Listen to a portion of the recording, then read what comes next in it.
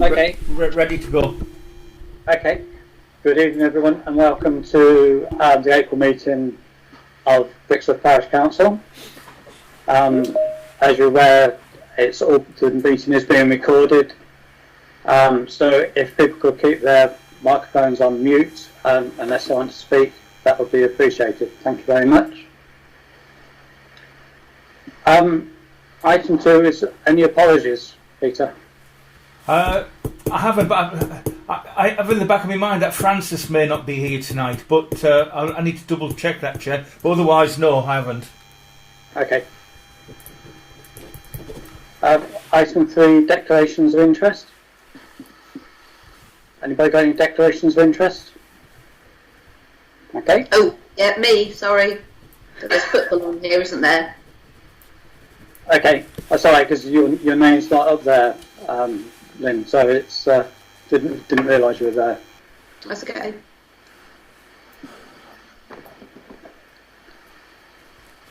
Item 4 is to agree and sign the minutes of the previous meeting, which is paper A.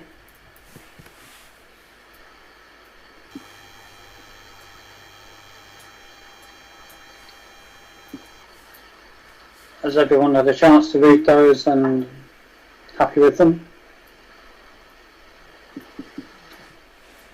Could we have a proposal then to approve the minutes, please? Thank you, Elaine. Second.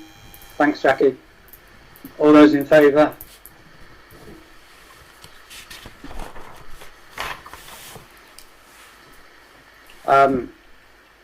Is that everyone? No, I'm going to have to abstain because I wasn't there for the full meeting, so I really can't comment. Okay, all right, thanks, Tom.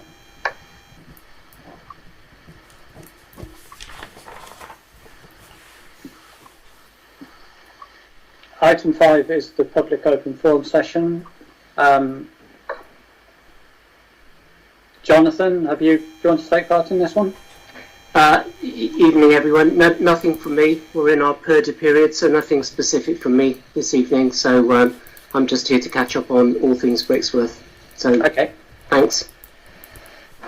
Mike, or do you want to join in on one a bit later on? You're on mute, Mike.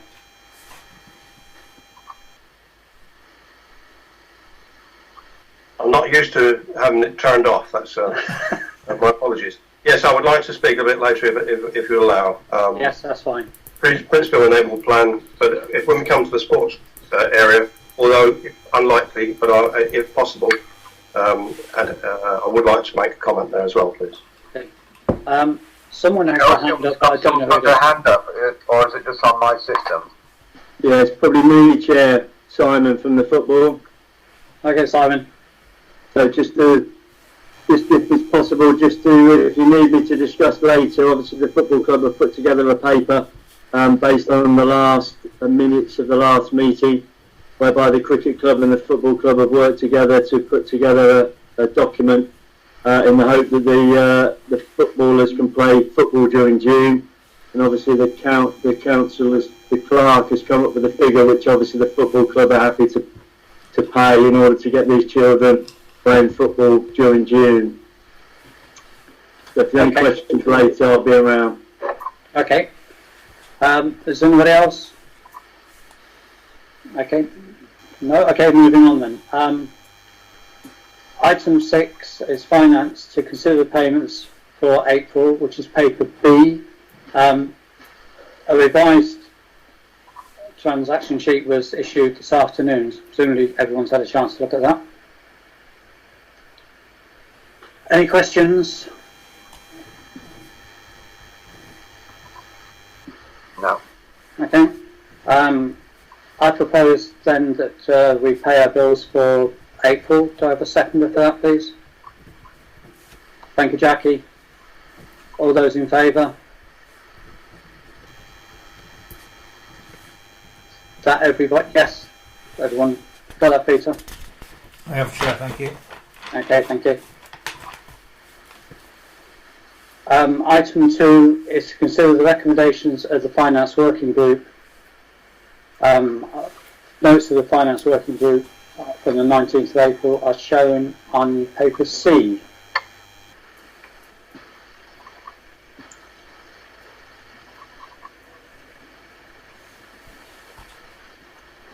Has everyone had a chance to read that? And I'll just go through the recommendations then.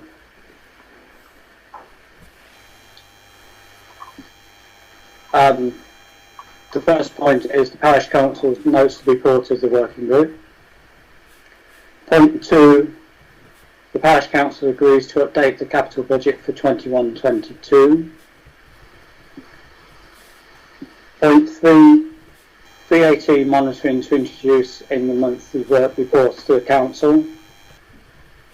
And point 4 is the Parish Council considers seeking specialist advice with regards to VAT implications of the capital project.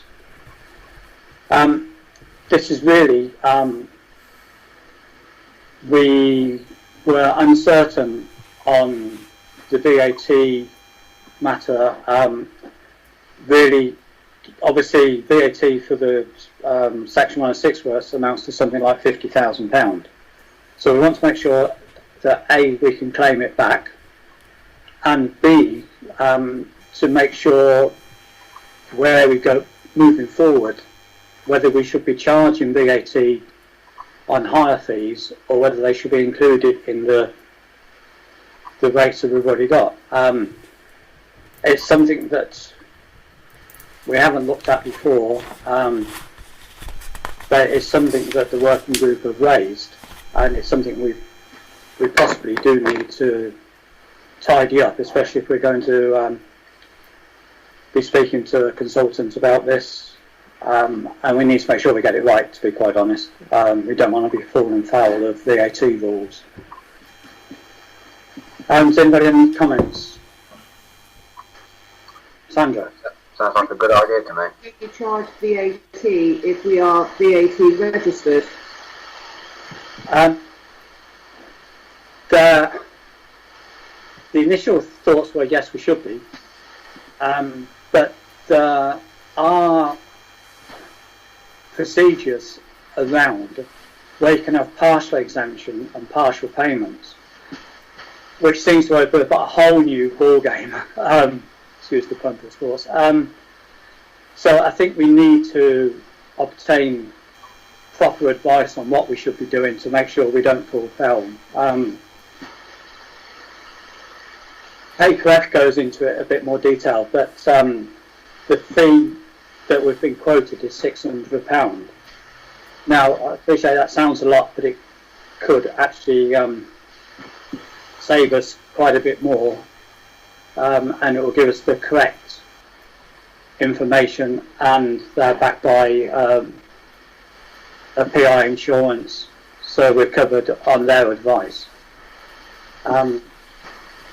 Lynn, I think you were next. Yeah, this is something I raised, I think, at the last meeting, and yeah, I'm so pleased that you've sorted this out and got some professional advice, because you could, if you go over the £7,500 a year ruling that you can claim back every year, they will sting. Yeah, we don't want to be stung, do we? No. So yeah, so thanks for that, Peter. Brilliant. Tom? Yeah, it's just, I hope I'm not sounding stupid here. Obviously, part of your comments there was, should you charge VAT on that event? But if you're not VAT registered, you have no obligation to charge VAT. So no, the council are VAT. Right, but I think it's a good idea to actually seek professional advice on services or contractual works that are going to impose VAT, because if you're right in saying that with the Section 106, there's a potential 50 grand additional tax liability, then in some circumstances it can make or break what you decide to do. So absolutely right, that's money well spent, in my opinion, in getting some professional guidance from a suitable tax consultant or accountant. Yeah, we'll come on to the vote on that on paper F a bit later on. Okay. But just dealing with the finance group's report, is everyone happy to receive the recommendations of the working group? I propose that sorry, Lynn, were you proposing acceptance or You're on mute, Lynn. mute?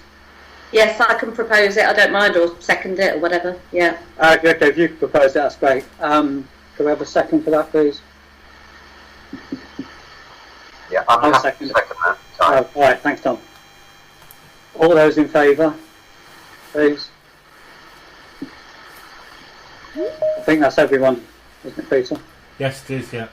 Yeah.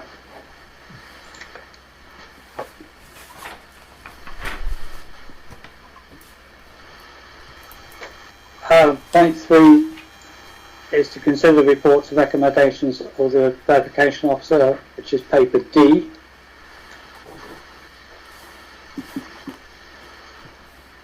Which is for quarter 2 and quarter 3, I believe. I thought Councillor Barrett had just arrived. Yes, he's showed as an attendee now. Okay. I have one point to make, which is on quarter 2, which is the Rossborough Play Safety. I'd just like to state that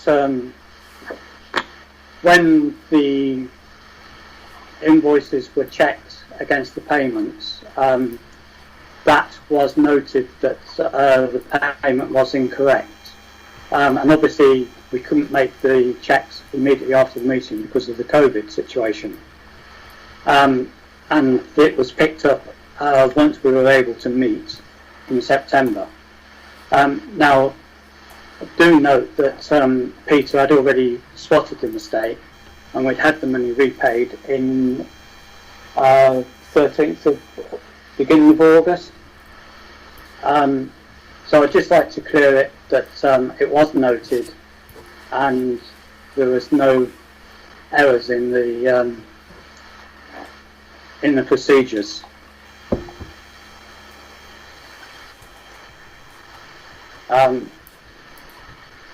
Does anybody else have any comments on any of the items? Tom? Sorry, just picking up what you've just mentioned there, Chair. As a result of that, I'm not quite sure, so forgive me, I don't know the process here. When the verification officer makes these, does these reports, are they issued to you guys as a draft for response? No. Or not, as the case may be? No, what normally happens is, at the end of each meeting, because obviously things haven't been normal for the last year,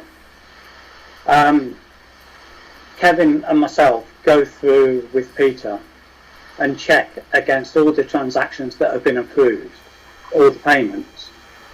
So we sign off all the payments as against the back's payments, which are ready to go the following day. So under normal circumstances, we would have picked that up on the evening of the meeting. But because of the COVID situation where we couldn't meet, we had to wait until the partial lockdown in September to go through and do that. But Peter had already noticed it as he pressed pay. But no, we don't see a draft of the verification report. That gets submitted. Sorry, I beg pardon, if I can come back to you on that. Yeah. The reason I asked that is that the comments under concerns read quite harsh in some respects, but on the basis of your explanation, perhaps that's not the case. I don't believe it is the case, no. Okay. Lynn?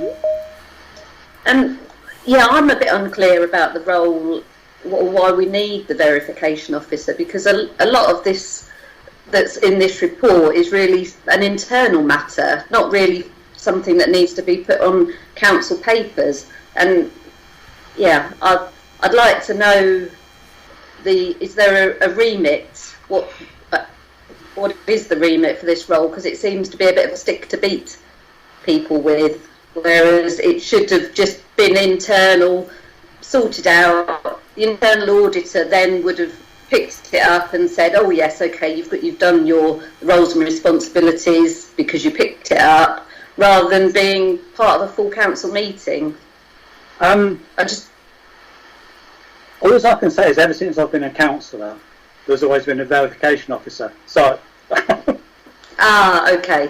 I think perhaps moving forward we need to have a look at that and whether it's necessary for the future. Okay, that's fine.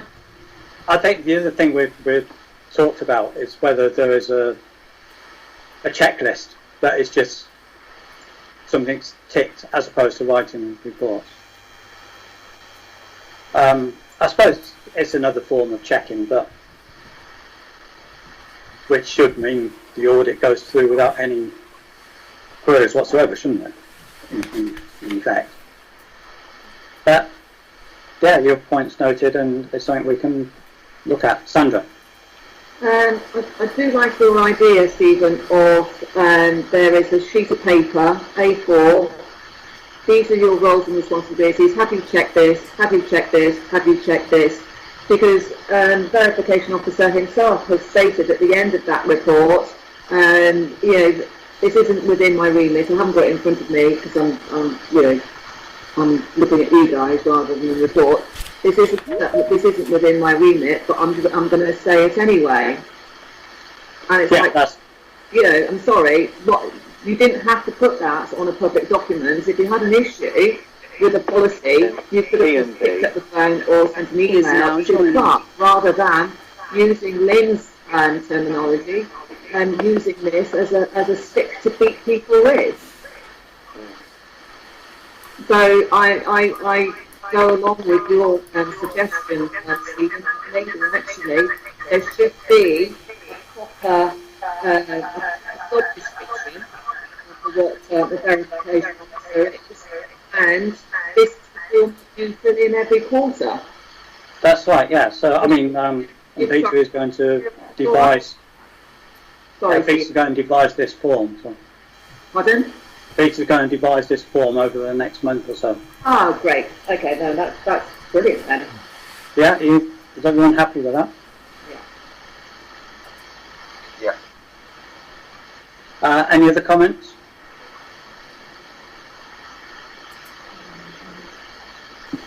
No?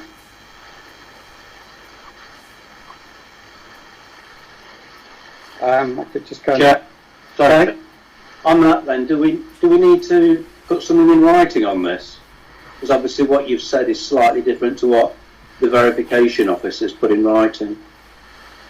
That's a good point, Kevin. Yeah, I hadn't thought about that. Okay, do we? Sorry, Kevin, are you actually saying that we're not going to accept this report then? Well, I think it's, by the sounds of it, it's inaccurate. Yeah. I think that's what. I think we're saying that that's what the clerk's saying. I think. I think we're saying that it's okay, subject to some alterations. Yes, I think it's inaccurate. So on the roster one. Kevin? Beg your pardon? So, well, on the roster one. Well, the roster is a different thing. I mean, that as people have said, that's not a verification officer's remit. But the ones where I think it's sort of suggesting it couldn't understand why we'd let them go through, was at a loss. Well, I think it's been explained now. We didn't see them till, was it the last week of September? Or it was 17th of September we met to go to look at everything. And if I remember rightly, Peter had already picked it up as soon as picked it up, and we'd had the money paid back on the 13th of August. Yeah, I'd just like something noted in writing about that, please. I think, Kevin, also we've got here, point 4, equalities policy. This is not a financial matter. Well, then why is it on this? Why is it on this? I mean, I think this report is not what it is supposed to be. No, and whilst we might agree that, as we are now, I just want something documented that's actually takes my name, Peter's name, and Stephen's name out of it for not doing something apparently when we were never there till October or late September. Do you want to propose some wording, Kevin? I'd like that. I would prefer this retracted, if that's the correct phrase. E and B is now exiting. So we asked you for that report to be resubmitted accurately. Yeah, we could do that. We could do that, yeah. Yeah. It needs to be taken down off the website and out of the papers as well. Yeah. Please. I didn't even read it was on the website. Is it on the website? Well, it should It'll be on the because website papers at are the start supposed of to the be meeting. part of the meeting papers. Well, yeah, I see what you mean. Sorry, I was thinking that. I was thinking as a separate entity. Oh, no, it's part of the meeting papers. It needs to be, it needs to be taken down, basically, and something put in its place that is accurate. And hopefully this won't ever happen again. No. You should be in now, Ian. Yes, you should be. Okay, do we have a proposal then? Kevin? Yeah, I don't know what's happened. Nothing to be. Go on. Right. Do you want to put your audio back on? Try it again. Carry on. Do you want to dial in again? Apologies, everyone. Just try to connect Councillor Barrett. Try.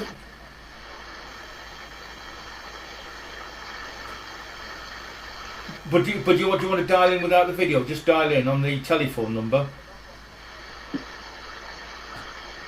Yeah. Well, try it again, just in case it connects. Yeah.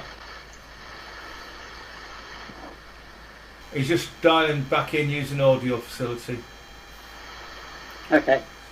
Well, we'll carry on. Yeah, it's just appropriate for him to respond, I would have thought, Chair. Okay.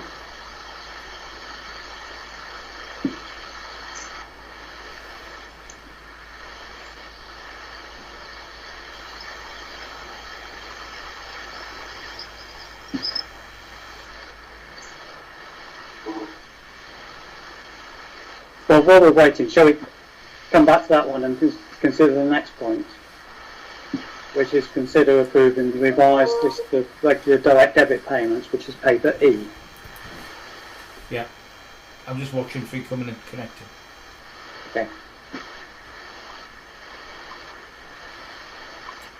This has come about because the direct debits we approved back in May has subsequently been added to, albeit approved by council, but it just ties it back to the financial regulations. I appreciate that next month it will possibly be altered again, but it just tidies paperwork up, to be quite honest. I propose that we accept the revised direct debit and standing orders list. I'll second. Second for that? Yeah. Thank you, Tom. All those in favour? Hold on a minute. Sorry. Next time we have this document, is there any possibility that we could have the amounts next to the? Yeah, by all means, yeah. Please? Yeah. Just a minor point. It would just. Well, I think that it'll be revised next month as well, Lynn, Yeah. as part of the annual Okay. meeting. Yeah. I'll include the amounts then, Lynn. Thank you.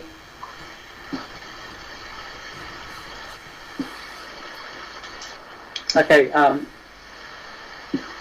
then point 5 is to consider seeking specific insured advice about the VAT implications in connection with community centre, Muga, play park and sport pitches, which is paper F, which is what we touched on previously, which I think generally everyone thought was a good idea. therefore like to propose that we seek the special advice at a cost of £600, which would be payable out of general reserves. Do I have a second for that? Lynn? All those in favour? Yep. Yeah, that's everyone.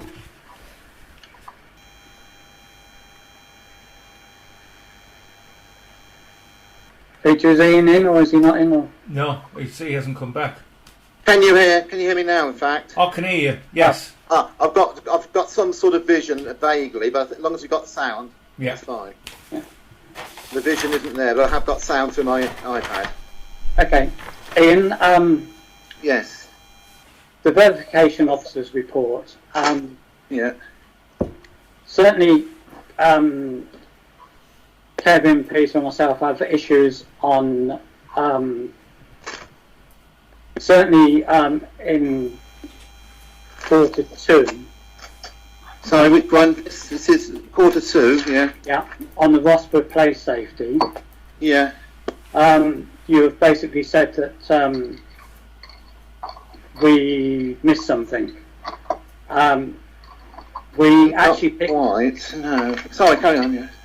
we actually picked up the discrepancy when we met on the 17th of September. Now, I mean, as you're well aware, we'd check these payments after each council meeting, but obviously with COVID we couldn't. So the first opportunity we had was on the 17th of September, which we checked it, only to find that the clerk had already spotted it and we'd had the money paid back. So I would just like to say that, in my opinion, the system is working perfectly well. Okay. And I also understand, again from the clerk, that you were notified of that prior to you doing your report. So if that was the case, why make the comment? Okay. If I come back very briefly on that, Yeah. I'm quite happy to have a discussion as long as you like. Let's try and keep it short. The signature, for the benefit of other councillors, before an invoice is paid normally, there's rubber stamp stamped on the order form. The 2 verification people, there's 2 out of 3, there's 3 altogether, so 2 of them have to look at that bill, make sure the amount matches the amount the council have agreed, and then the clerk has authorisation to pay. Correct. Correct. In this case, the rubber stamp is on the piece of paper with the amount, which is a 400, and, going from memory, 430, I believe. That is what's been authorised. The piece of paper with the £430 on it. That's where I raised the query, and that's why I say the incorrect payment on the bank statement has been signed off, and it has. It wasn't signed off. It's been signed off, rubber stamps there. Yeah. Your nipples on it. The rubber stamp was there, but it wasn't signed because we couldn't sign the paperwork until we could meet with COVID. When we met with the relaxation on the 17th of September, that error was spotted by the verification verification team. We were then informed by the clerk that error had already been spotted and we'd already had the £90 paid back, which I believe you were told at the time. I've had a talk, and I can go by what I can say, what I saw, and what the paperwork tells me. If there was an alternative explanation, there should have been a written record of that so we understand. It simply says there's a statement here for a wrong amount that's been authorised by 2 people as by signature with the rubber stamp on that page. Now, if can I just say again, right, we never authorised that with 2 signatures. There was no 2 signatures on that paperwork. It's there. No, it wasn't. A rubber stamp was there, but there was no signatures because we couldn't meet to sign it off.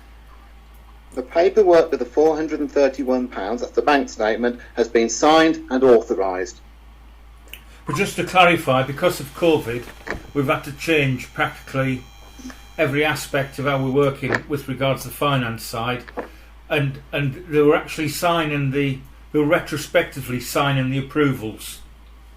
That once the council had approved it, normally I'd get the 2 signatures, but obviously I couldn't get the 2 signatures this time because we couldn't meet because of government restrictions. So therefore, they had to sign off the amount that I paid from the bank, which was a keyboard error.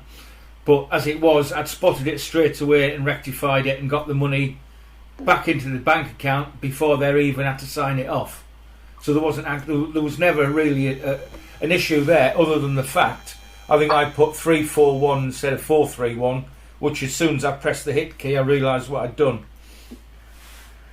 Well, I still think, Chairman, there should be, if that's the case, there should be some sort of qualification against the signature, because the signature clearly says, or the initials clearly say, authorised. Yeah, we could have wrote a short story next to it. Yeah, I accept that. That would have possibly led to a more understanding, a little bit less worry tonight. But certainly, from what it stands, the way it looks at the moment, it is authorising a payment that doesn't match the invoice. That's my only point. And that's what I brought to the meeting's attention. No condemnation, no comments from, just the fact. That's the story the paperwork tells you. I can produce it if need be.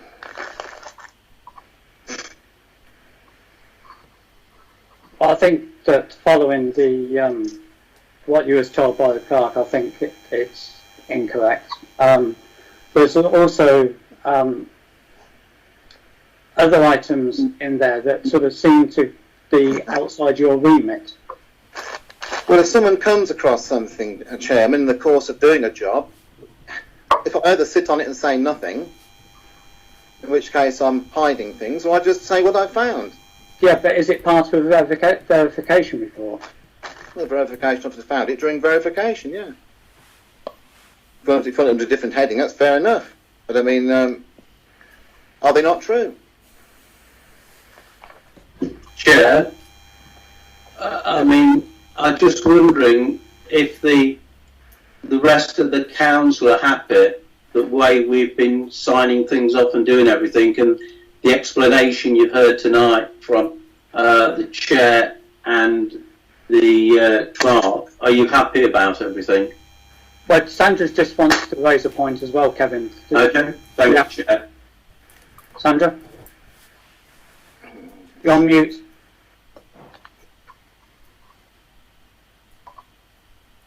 You're still on mute, Sandra. Yeah. My question is that, Stephen, you said that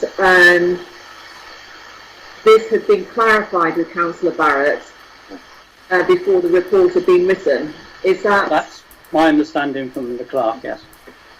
Well, we had a good discussion on the document. We went through it. And I did point out that the COVID had obviously changed everything, because normally we would have done it straight after the meeting and it would have been spotted there and then. But we didn't have that luxury during COVID. So I think it goes back to, despite the clerk explaining the situation, that the councillor still felt a need to put it in a report in such a way that it is implied that no conversation had happened and there was no clarification. Plus, there are 2 items on that report which have got nothing to do with a verification report. If there are things which have been noted by any councillor, they can always email the clerk and say, I have noticed this. I mean, what else are we expecting to see on the verification officer's report? Overflowing litter bins because he spotted it. The verification report should be a verification report and not a tool to point things out to the clerk via the full council, which could have been done directly to the clerk. Absolutely. I hear Councillor Moxon's opinion, and I respect her opinion, though I can't agree with it. The reason I brought it to the meeting is simply because the paperwork tells the story I have told. There is an alternative explanation. The clerk has explained that to council. It may be council are quite happy with that, in which case that is the end of it. My job It's a verification officer that is to put forward anything that looks irregular or not as it should be. And that's what I've done. I can't pretend something is signed in a different way when it's not. Stuart? If they're happy with it, they're happy with it. Stuart? Thank you. Yeah, just a couple of things really. I mean, firstly, I'm not entirely clear what the remit of the verification officer is. Is that written down in a clear way anywhere? Do we have that to go away and look at after this meeting? And I suppose the other aspect of this is, I mean, ordinarily something like this, a concern like this, you might consider using the whistleblowing policy if you believe there's a genuine concern around the way things are being managed, particularly around financial aspects. So I just wonder whether that might have been a more appropriate way to deal with this. It's just something to consider, I think, for the future. Sandra, you got your hand up again, or is that? All right. Okay, going back to the point that Kevin raised, are councillors happy with the way invoices are signed off at the moment? I am. Yeah. Yep. Yeah. Yep. So it would seem to be a yes from everybody.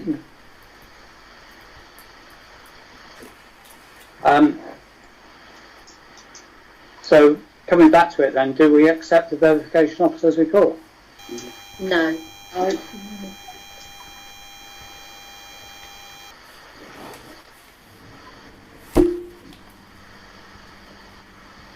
So the proposal is then that we don't accept the verification report on the basis that it goes further than the remit, and also explanations were provided but not covered in the report. Absolutely. And what is the remit, please? Pardon? What is the remit, please? So be typed up soon, you'll receive it. Well, the remit is... It's printed as well, isn't it? Sorry, Peter? I didn't say anything. I think it was somebody else, Chair. Oh, sorry. I thought you... Stuart's got his hand up. Oh, sorry. Chair. Stuart?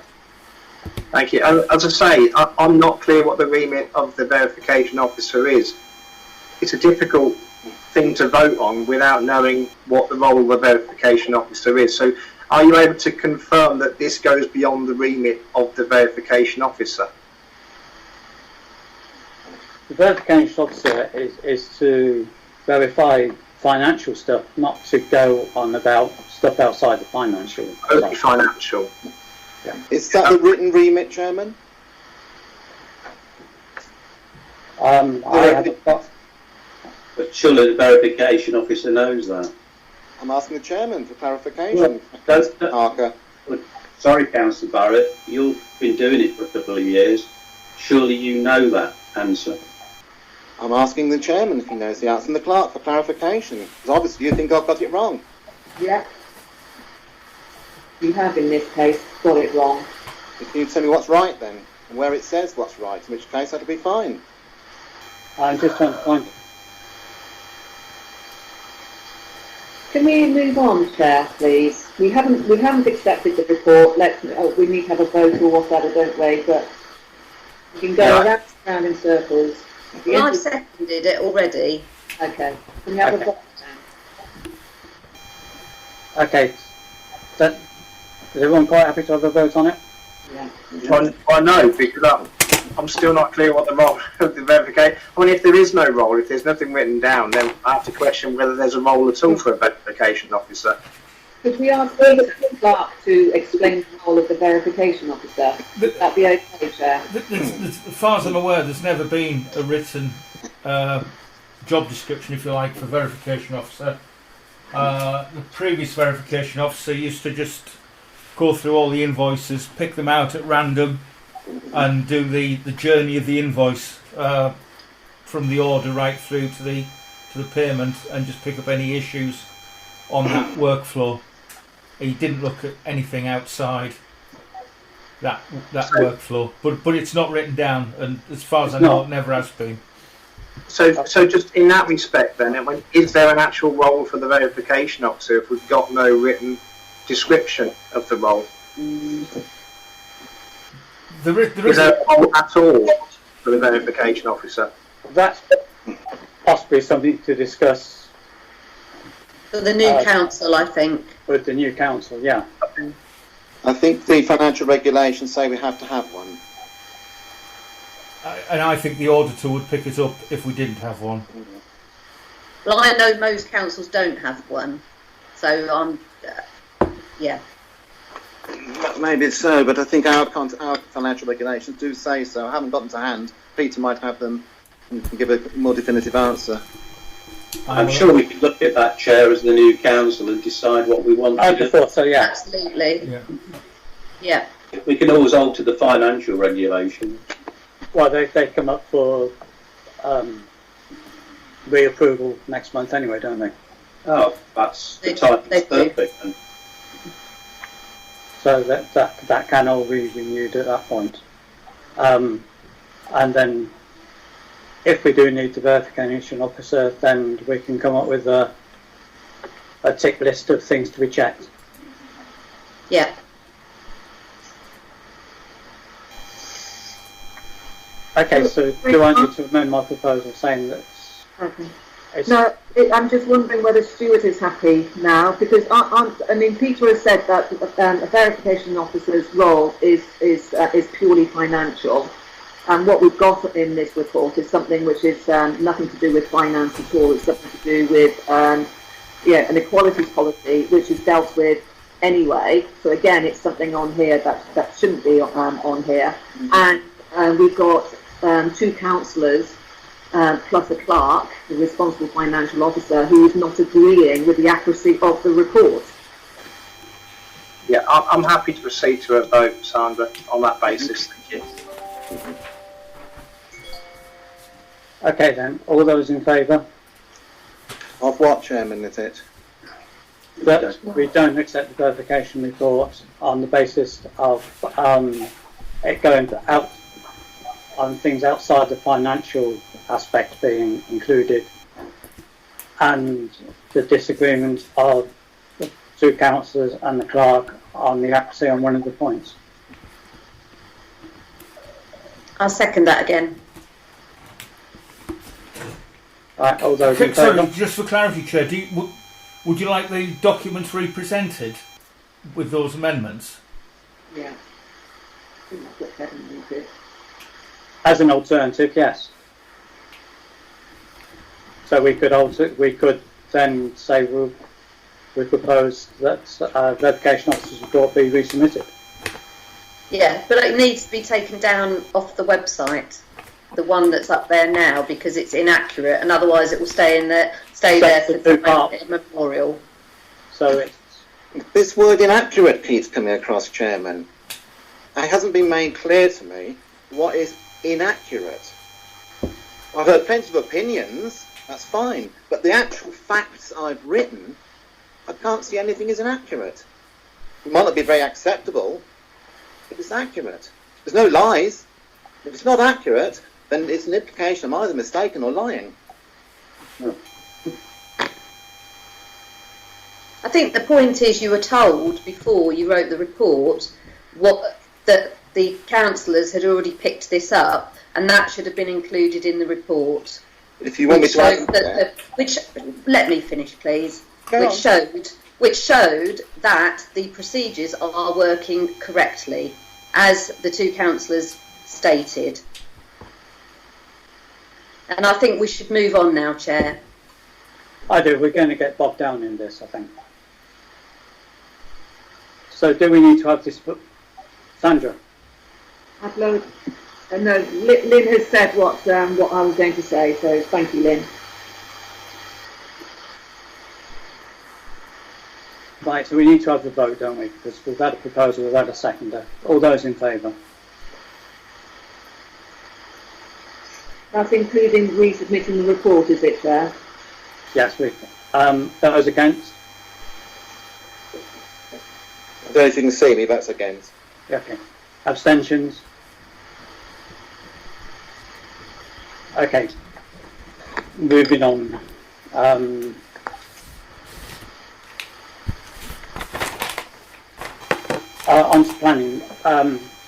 to planning. Paper G is to note the planning authority. Oh, sorry. Sorry. Point 1 is to note the planning authority has confirmed acceptance of proposed minor changes to Brixworth neighbourhood plan, which is paper G.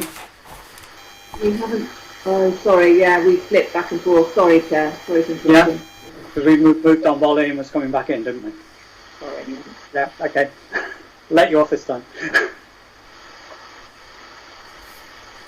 Is everyone quite happy to note that? Yep. Yes. Yeah. Okay. Well done, everyone. Sorry? I said, well done, everyone. Thanks, the neighbourhood plan team, getting that through. To note that the steering group in its current form or format has completed its mandate and can now be stood down. Do you want to just touch on this, Mike? Thank you, Stephen. Well, thank you for those comments, Elaine. But it has been something of a grind the last few months, and I've been on this meeting 3 or 4 times in a row now, saying they need more change, they need more change. But eventually, the changes were agreed between us, Parish Council, and the Daventry District Council have been made, and they do not change the nature of the neighbourhood plan one iota. It's a changing of the wording, which principally brings it up. And the principal aim of the steering group in actually doing this is to debunk any claim by any applicant that our neighbourhood plan is out of date. It is now bang up to date, in line with the NPPF of 2019 and the Settlements and Countryside Local Plan. So it is relevant, and it should be relevant until the time of the next naval plan or whatever replaces it in 2029. So we started this in 2013, and at that time it was written that we would continue as a group until the Settlements and Countryside and Local Plan had been written, and that we had ensured that naval plan is in line with it. We are the only naval plan, the only parish that has actually updated in line with the Settlements and Local Plan prior to the West Northants Council being formed. So I think that it has been an effort, and there are people, there are councillors here tonight who've been working just as hard as the individuals who, shall we say, on the lay side of the group. And I think we've worked together as a team. We haven't always agreed, but we always have agreed on what we wrote down. And I think it's the process has worked. But we now need to say we've done the job. And there are certain people within the group who said, a few I think I now can stand aside. 1 or 2 have done that. But there are others on the group. If I may I continue, because I think some of these points on the agenda here, Chairman, are indeed one runs after the other. But there are others in the group who feel that we would like to remain involved in some form, because, not least of which, because we want to continue to defend the naval plan that we put a lot of time in prepare, and indeed getting enshrined in local government law. And particularly because there were references into the white paper that consequently the government decided, okay, there'd been so much backlash from their shires that they had to rewrite it. But within that white paper were references to naval plans, which basically said we want naval plans to be written in the form of our vision of the local plan, our vision of a local plan. So a much more central way of dealing with it. And I think the Daventry Council officers, and indeed representations made by the steering group on the Parish Council's behalf to that white paper, was such that one size does not fit all. So we want to remain Brixworth centric and examine any future legislation that may affect the naval plan in due course, because there will be a new West Northants Joint Core Strategy, whatever you call it, and there's bound to be a second white paper to replace the original one. So there are members of the original naval plan group who would like to be involved in some form. But I know, Chair, may I continue on point 7.4 that Yes. thank you for that. I've had some advice from a number of people from the steering group and indeed from council on the way we should rewrite the future mandate. And there's a paper that's been presented that suggests that the group would like to be involved in some form. And I think, Stephen, you said it could easily be an ad hoc group called in when required. I did say that, indeed, yes. And indeed, Ian has always argued that some of the skills that we've developed over the recent past, we don't want to lose. So it's reasonable to try and keep the people involved who have had some experience of studying shall we say, some of the background stuff.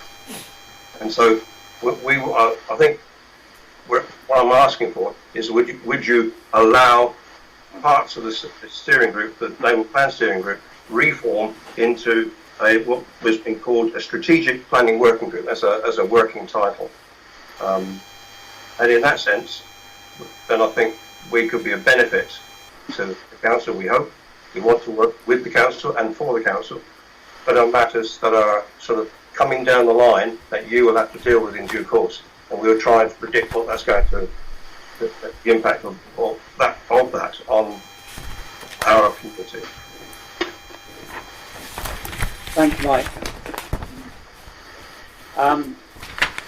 Is everyone quite happy then to deal with point 2, that the steering group in the current format is stood down? Yeah, is everyone happy with that? Yeah. Yes. Okay, excellent. Then moving on to point 3, consider the remit terms of reference for the new planning strategic working group, which is paper H.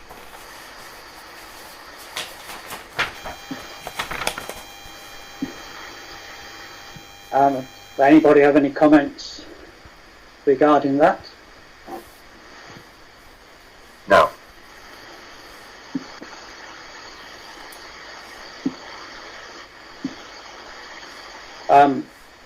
I therefore, sorry, Lynn, you're on mute. Yeah, I'm on mute. Is Peter still in the meeting? Yes. Because his name's not down on my list. For me? Oh, you are still there. Sorry. Oh, yes, yeah. And I hadn't heard from you. That's fine. No. My only comment was that, and that seems a very sensible way to proceed. I propose then that we look to forming a strategic planning working group with the terms and reference as laid out on paper H. So I have a seconder for that. I'll second that. Okay, thank you, Tom. All those in favour?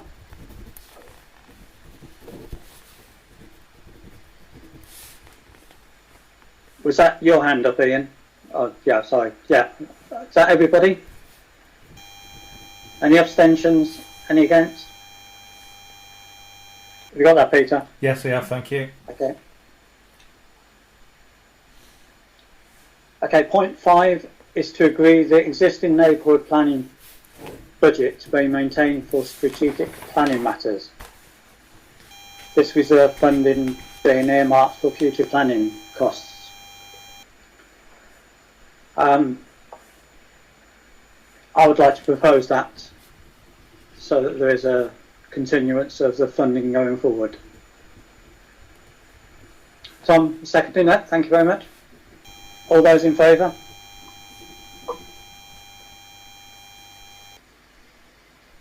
That's everyone. Thank you very much. And point 6 is to agree to the printing of 50 copies of the revised neighbourhood plan with the budget of up to £500. and that's come from the existing neighbourhood plan budget. I'd like to propose that. Ian? Who's got the hand up? Councillor Barrett's got his hand up. It's gone. Okay. I'd like to propose that. Do you have a seconder for that, please? Thank you, Kevin. All those in favour? Yeah. Okay, thank you very much, everyone.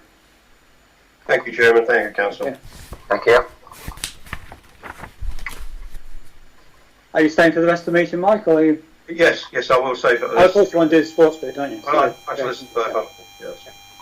Yes. Point 8, recreation grounds. Consider a request to extend the football season beyond the 31st of May. Notes of the sports working group of the 17th of March are shown in Appendix I.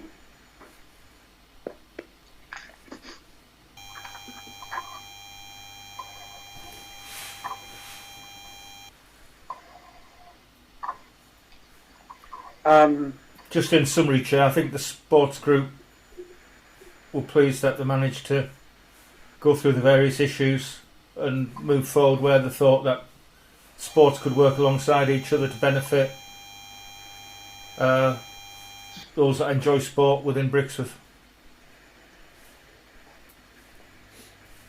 So, I mean, is the recommendation on that we do accept this really from the sports group?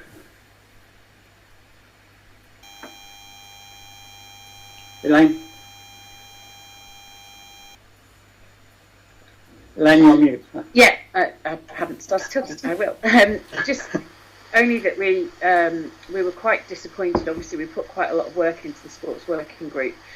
Last time and this time, we've been really pleased with the work that the company, that the cricket club and the football club and everybody has done together in agreeing to do this. We've put quite a lot of work into this, quite a lot of work into the discussions, and we'd really quite like to answer any questions tonight, because obviously we spend a lot of time on the sports working group meetings, and we'd like our recommendation to be accepted, obviously. So if anybody's got any questions, we'd be really grateful if they'd ask, and we can try and assure them that we've probably had these conversations, we've probably discussed these issues. We're really pleased that the point of the sports working group, a part of this, was to get these teams to be able to work together and communicate. We feel we've done that. We feel we've achieved quite a lot with that. Kevin, you got your hand up? Yes, I'll ask Elaine then the questions. When you ask me, I'm going to ask Elaine. Two quick questions only. I think it's in here, but I'm not sure now. So if I'm not, just tell me.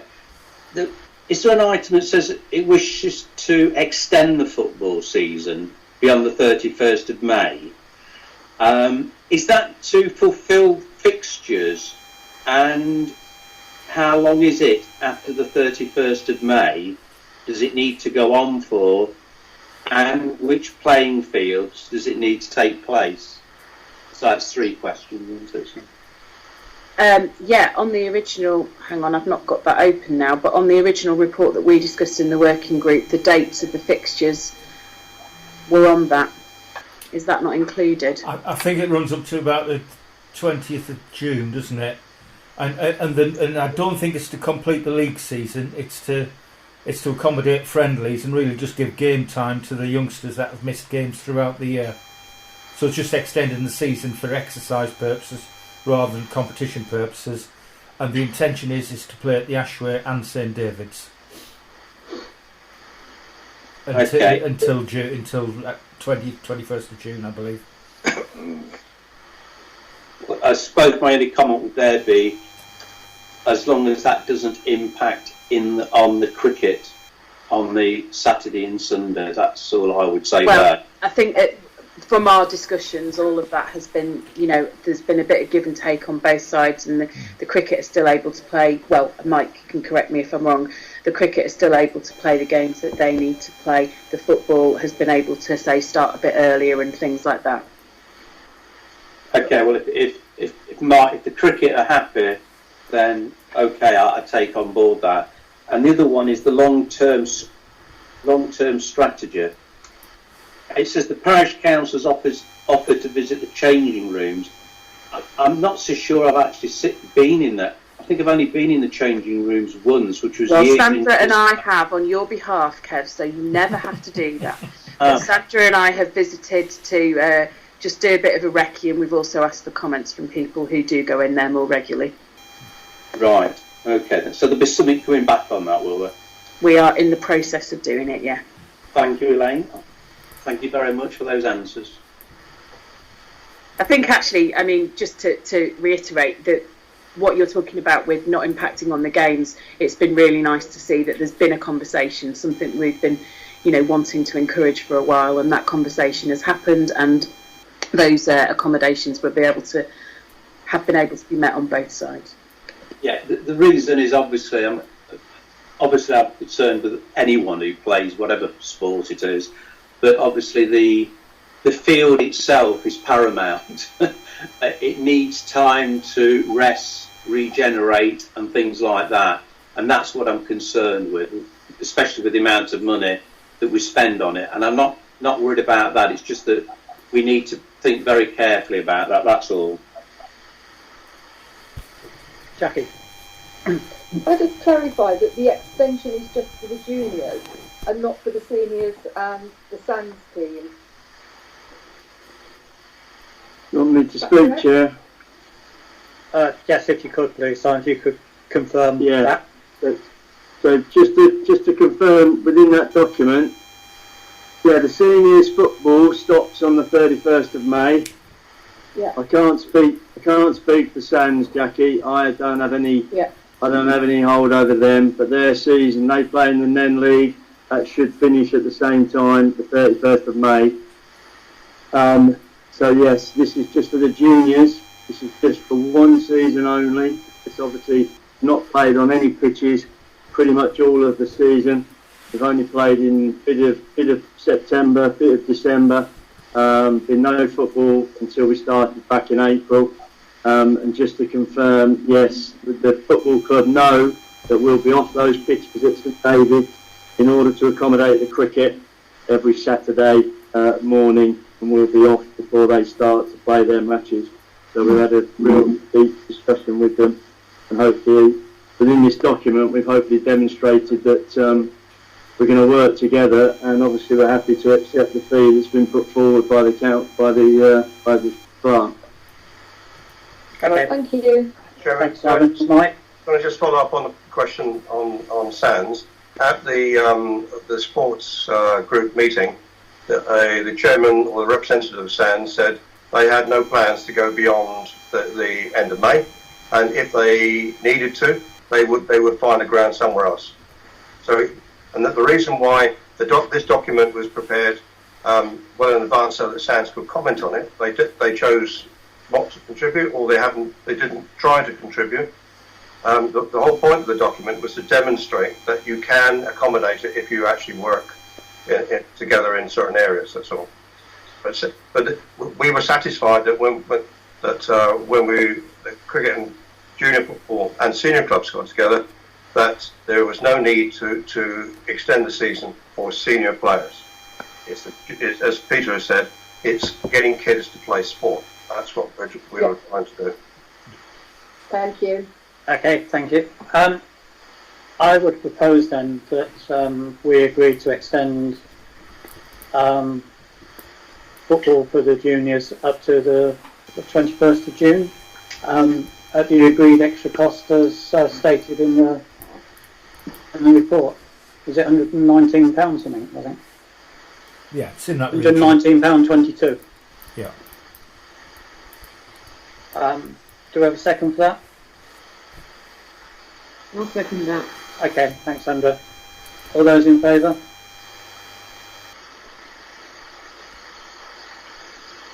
Well, that's everyone. Thank you very much. I've abstained because I can't vote. Oh, yeah, you said that earlier, hadn't you? Yeah. Yeah. Thank you, Rick. Thanks, everyone. Hopefully that all works out well between you all. Thank you, Chair. Thank you. Okay. Thank you. Thanks very much. Well done, Simon. Thanks. Okay, item 9 is parks and open spaces. Consider the required actions following report of damaged stone wall at the Millennium Gardens, which is paper J.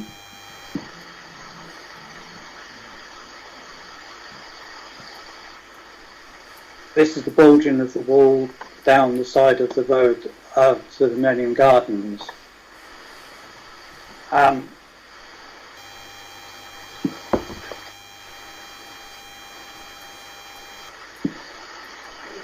Peter's put 3 recommendations there.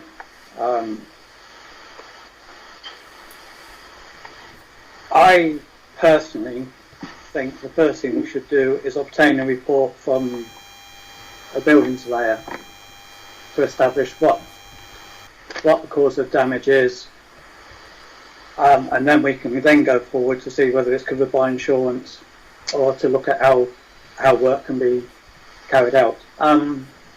Lynn, I think you were just before Sandra. Thank you, Chair. Does anyone remember why we took on this lease, which seems really unfavourable to the council? I don't need it answered tonight, but if anyone remembers, it just seems a bit strange. Ian, I presume you must have been the only one on the council when this was taken out.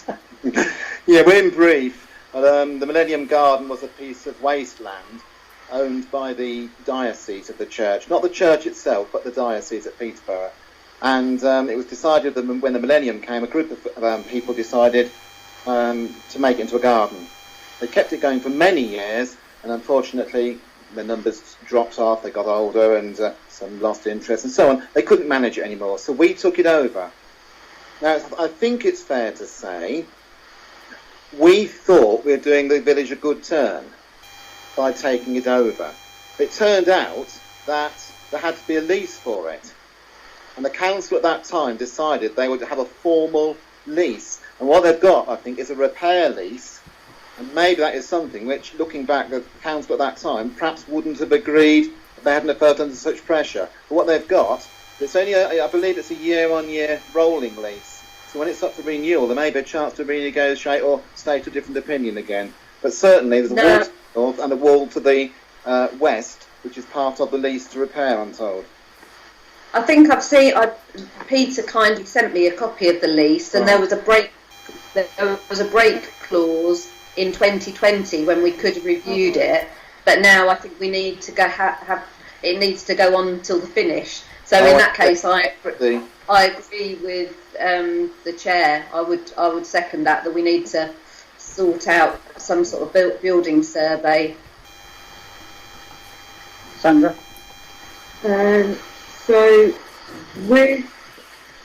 I've got a stone wall around my boundary, and what I do, because I've learnt from some friends in the village who had a stone wall and it collapsed, but because they didn't maintain it, it wasn't covered by the insurance, and so what I do is that I have a stonemason, and he comes round once a year, the same month every year, and he writes a report on the condition of my wall, so that if anything ever happens to it, I've got evidence that I maintain my my wall. And I think that what we should do is something similar to this. I'd be very surprised if this is covered by insurance, because it doesn't look as though it's been maintained. Personally, I don't think you need to have a building surveyor to look at it. I think any stonemason worth his salt will be able to look at that wall and tell you for free what the issue is. I mean, how much the building going to cost? That would be fine for me. It was sort of, the building surveyor was generic term as far as I was concerned, but if somebody does it for free, that's even better. I mean, maybe you could pass the name of your stonemason on to Peter, and then Peter could contact him to arrange an inspection. Yeah, and there are other stonemasons around as well. Oh yes, I'm sure that. Yeah, I mean, I think you know. Yeah, so I'm happy to pass on the details of my stonemason, and yeah, I'm sure Peter can do the stonemasons for himself, but I could also get details of other reputable stonemasons as well. I think possibly to get others would perhaps be at the sort of quotation stage. I think to get an opinion. Sorry? So should I give Peter the details of the stonemason that I use, just so that he can give an opinion on what the problem is? I think so. I think that's what we need to do first. Because, I mean, the wall looks like it's covered in ivy. Obviously, we don't want to take the ivy off. Right. That's what because that could pull the whole wall down. And I think we just need an expert comment. Okay. To decide where to go next, really, to be quite honest.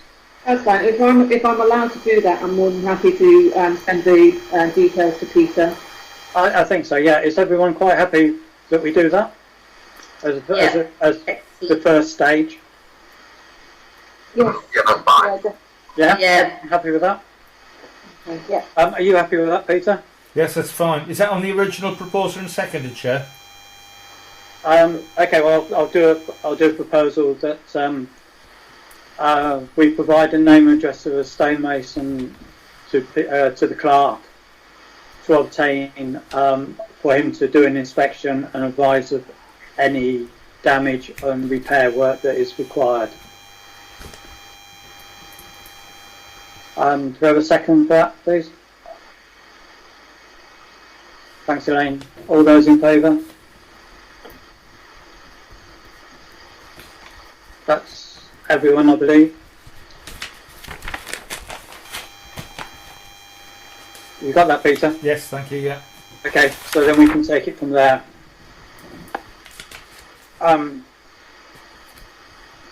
The second point on this section is to the side of a premises on Tantry Way, which we believe may be Parish Council open space, although that I think is still up for debate.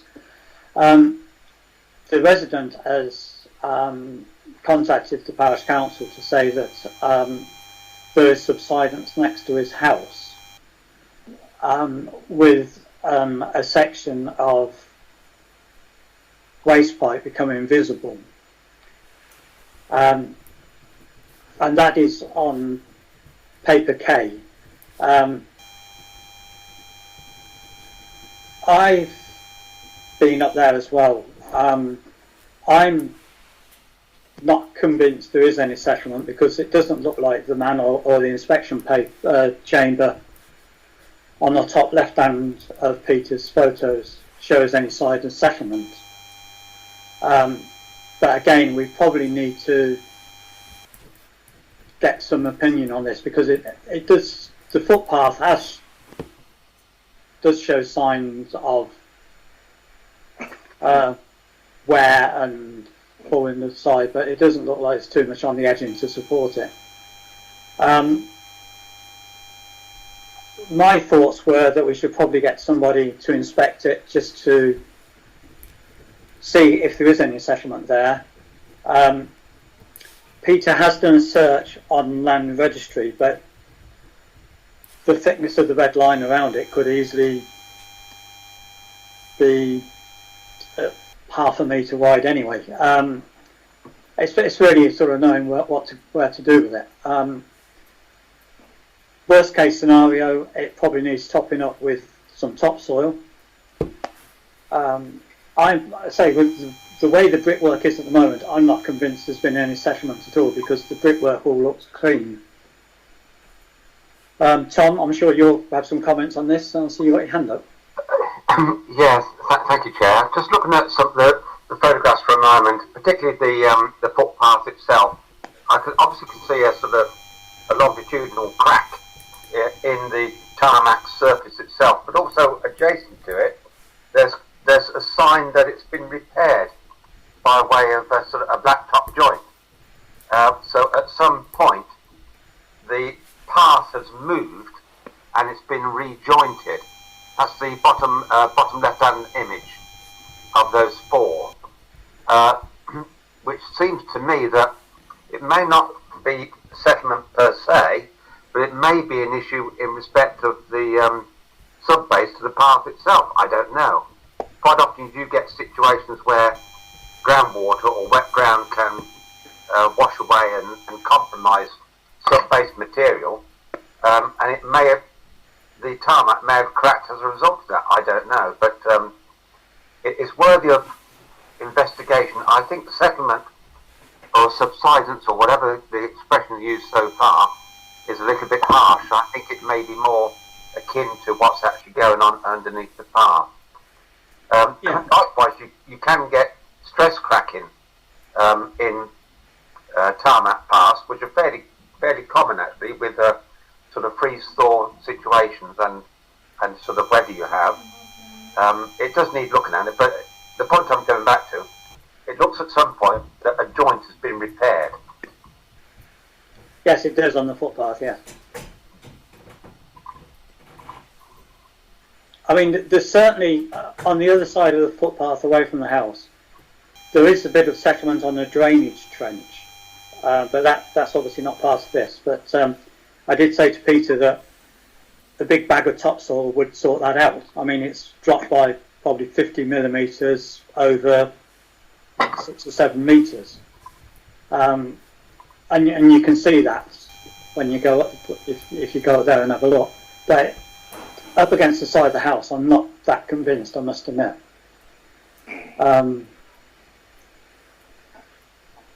But yeah, I think getting somebody out there to have a look at it is a good starting point, just to make sure we're all singing from the same hymn sheet. Does anybody else have any comments, Sandra? The worst case scenario is that the adjoining house has actually damaged the path.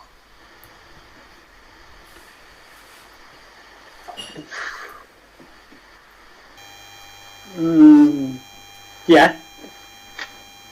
But I agree with your suggestion there. Someone does need to go and have a look at it. Yeah. Sandra? I don't think... I wanted to ask you when you just take them out for the food. No. It's a bounty bar. I've got a salad on my left and I've got bounty bars on my right. So, yeah. I don't think Tantry Way is adopted, is it? Tantry Way, that footpath belongs to the Unitary Authority now, and we own the land either side of it. Ah. And I think there might even be a street light there, which will probably also belong to the new Unitary Council. So that pathway belongs to... What was County Highways. And it now belongs to us? No, the path still remains County Highways. The grass either side belongs to the Parish Council, and Mark cuts that on a regular basis. And Mark's confirmed that it is slowly sloping down towards the house. Year on year, there's a slight difference. If the pathway belongs to County Highways, then why are we, as a Parish Council, paying for a surveyor to look at a pathway that doesn't belong to us? No, it's the land. It's the grassland. We're not looking at the footpath. It's the grassland. When you're looking at the crack, you're looking at the grass verge. Correct. Yeah. Because normally a grass verge like that, up to the curbstone, belongs to the house. So you need to have a look at their deeds. Like when you go, is it the pathway, the footpath that goes from Holcott Road and spills out eventually through the Ashway? Mm-hmm. Yeah. By the the telecom building or whatever it is. So those footpaths there, the grassy bit that goes from the fence to the curbstone, that all belongs to the householders, and many of those householders assume that that grass bit belongs to County Highways, but it doesn't. And I'm wondering whether it's the same with this, that grassy bit. Sorry, Sandra, it isn't. I've checked with the land registry. It's land that's we took over the leasehold land. Okay. And the documents are with our solicitors. Oh, fair enough. Okay. Right. Okay, that's fine. Tom, you want to come back, or you've got another No, I did have a thought, but I've forgotten it now, so I apologise. Okay.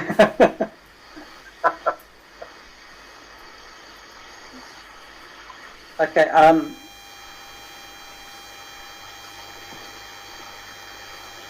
I would propose that we engage a surveyor to look into any possible settlements and report back to us as soon as possible.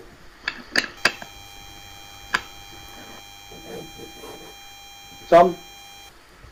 Yeah, I agree with that. So if that's a proposal, I second it. Okay. All those in favour? Yep. That's everyone. Thank you very much.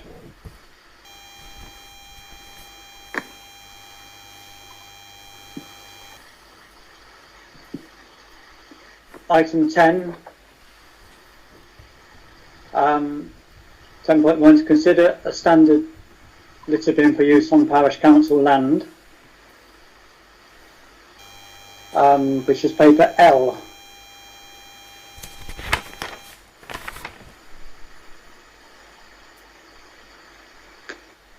Has anybody any comments to make on litter bins? Tom? Sorry, have I got my hand up? Yes, I have. I didn't mean to, but I thank you for that. The only thing I would say is whatever you choose, most certainly have something that, like the Mandarin hat, something that you can't have you can leave on top of the litter bin, while they have a flat top. But yes, the options are there to be used, but certainly not a flat top one. Okay. Jonathan, I think you want to make a comment? Yeah, sorry, Chair, if I can, purely as a resident hat on here, if I may.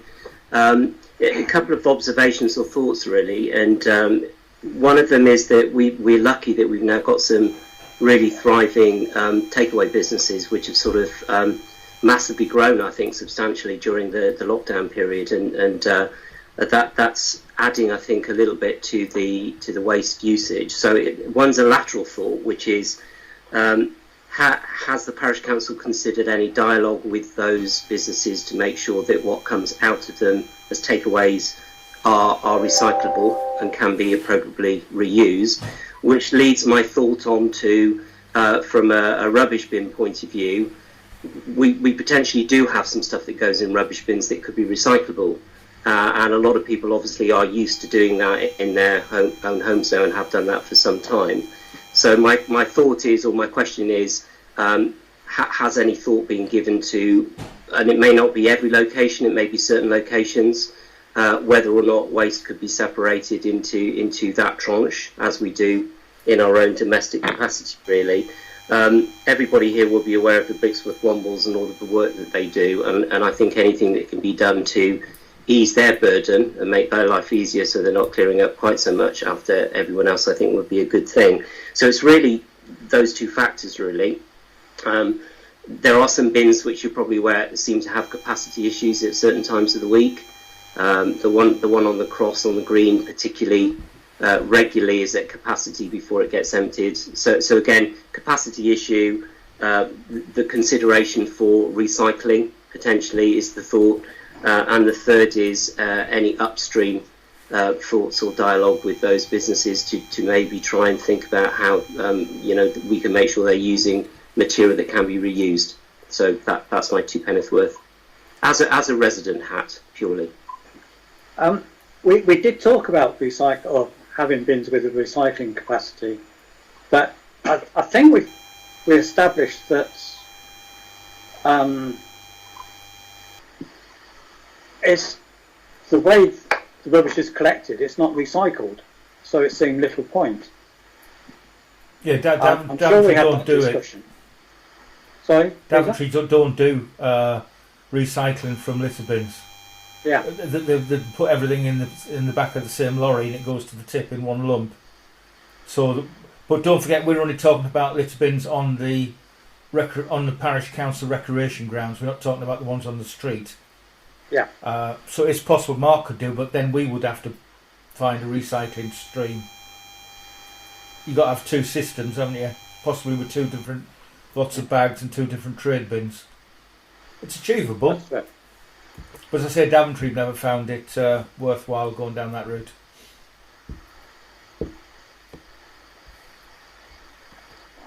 Any other comments from anybody?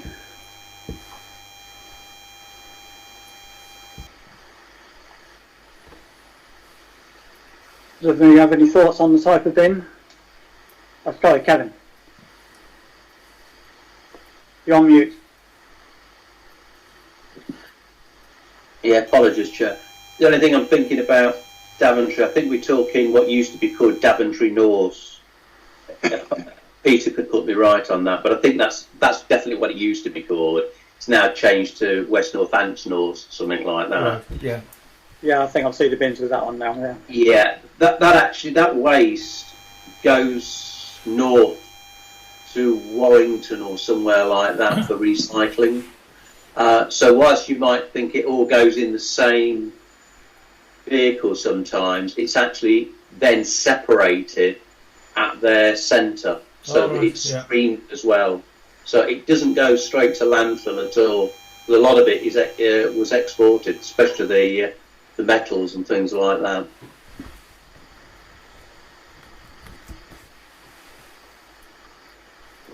Sandra? If that's correct, then maybe we should be exploring Jonathan's suggestion of recyclable bins, because we are a supposedly green council, so that goes some way to supporting that, doesn't it, really? It does, yeah. I mean, we've got to consider the impact on our groundsmen and stuff, so that's obviously something that needs to be brought to personnel. And the other thing is that the bin will have to be approved. No, will it? No. No. It won't have to be approved by Daventry because they will be our bins, won't they? Correct, yeah. Yeah. So maybe, depending on what the rest of the council wants to do, maybe it is actually worth exploring Jonathan's idea. I would agree with you. If it is being sent to a recycling hub, then it seems the ideal opportunity to try and do this. Tom? Yes, I really sort of concur with what's been said already, actually. We, as residents, we are actively encouraged, and indeed, in the case of garden waste, we physically have to pay additional fees and get into the mentality and mindset of recycling wherever possible. I think, therefore, to have a facility that offers recycling at least maintains that philosophy, as we should be living through and protecting the environment which we all live in. So, as it is segregated at disposal and not necessarily at collection, I think whatever type of bin we choose should be clearly marked sort of recycling waste and non-recycling waste, and just hope that those who use it think accordingly.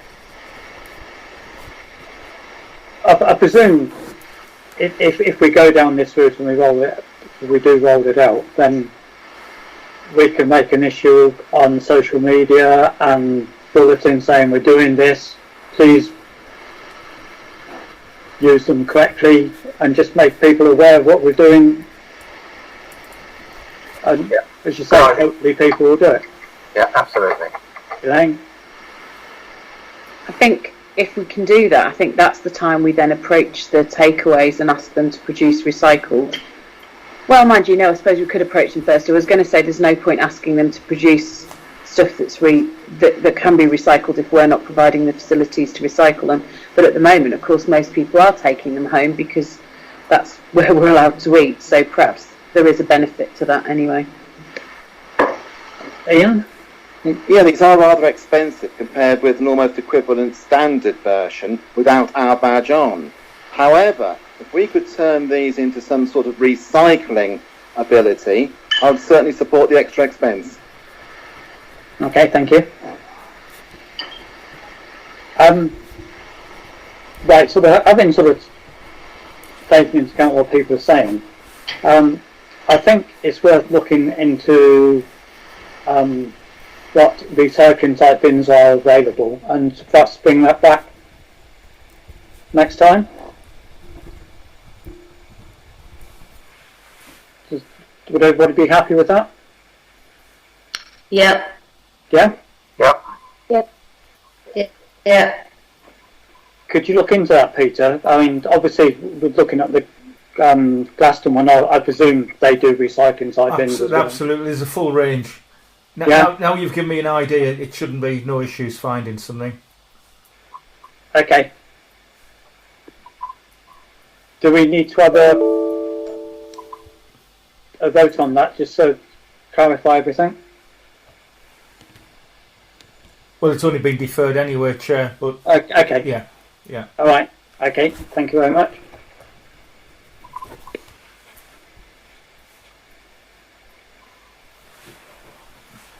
Okay. Item 11 is the annual meeting of the parish. It's paper M. 10.2, please. Sorry? 10.2, please. Oh, sorry. Yes. Sorry, Ian. Okay. I wasn't doing it deliberately. Bollards on Alcott Road. Over to you. Very briefly, I've had a resident approach me saying what's going on and so on. And I've realised we're a bit in limbo here because we've asked Peter to talk to a non-existent authority, or at least an authority now that's not existent. And I've brought this up again just really to see if council wants Peter to contact Unitary over this. To remind people what it's about, there's some in front of the village hall on the common land, there's bollards stop car parking. The next section up, that's county council land where some of it's been planted, there's bollards to stop parking. Then there's a bit that's open that people use as an outdoor car park.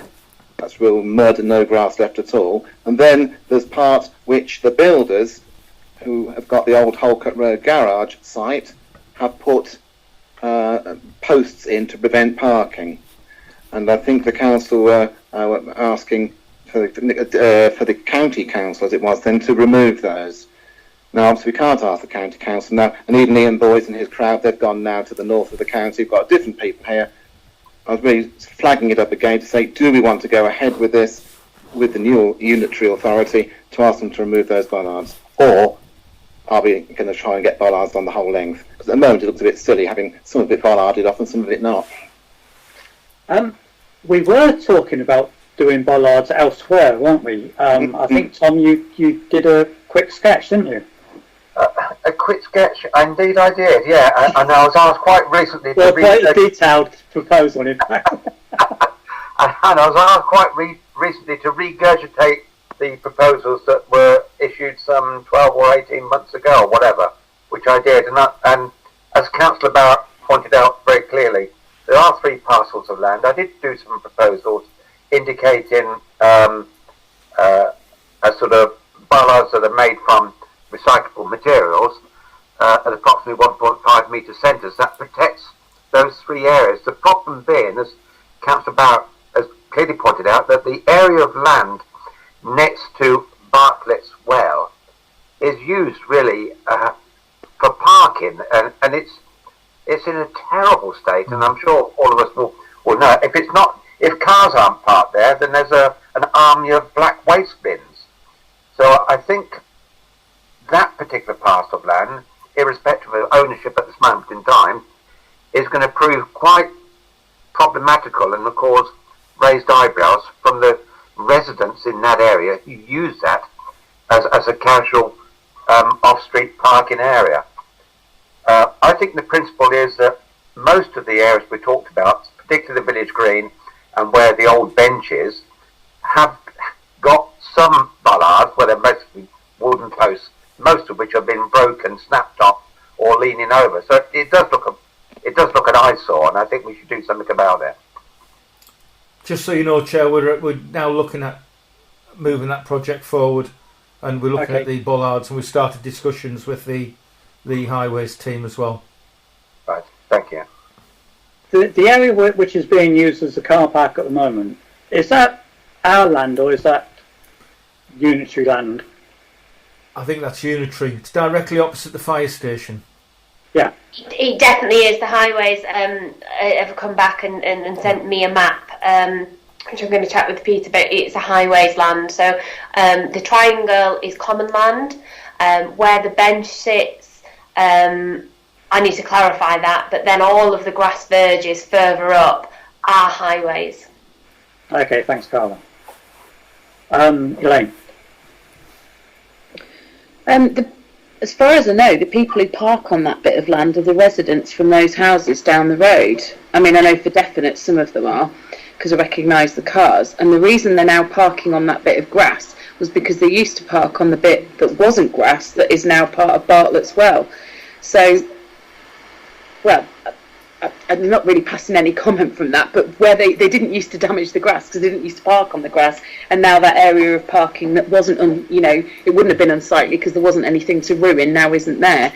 So I think that, yeah, if they have something to say, it's perhaps understandable. Well, why don't they park outside their own house? I mean, if that's highway land, why aren't their cars more akin to where they live? Well, they are. They're immediately outside their houses.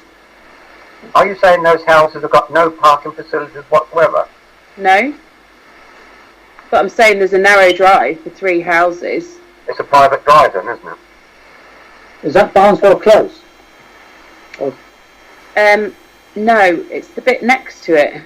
There's 3 houses down. Where the barn's on the grass verge, there's then 2 houses down at the bottom of that little bit next to between Barneswell Close and the new Bartlett's Well bit. Oh, right, I'm with you, yeah.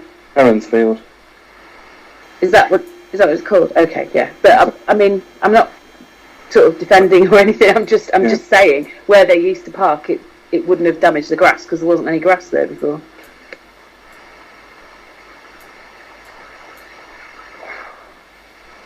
As you say, Ian, an awkward one. I personally think we ought to look at the whole thing as an entity about what to do on all that stretch of Holcott Road. Kevin, I see you got your hand up. Just about what I was going to say, Chair, that we do the whole thing and we just move on it. And I'd like to, let's see what they say, but highways might take a different view now about those sorts of things.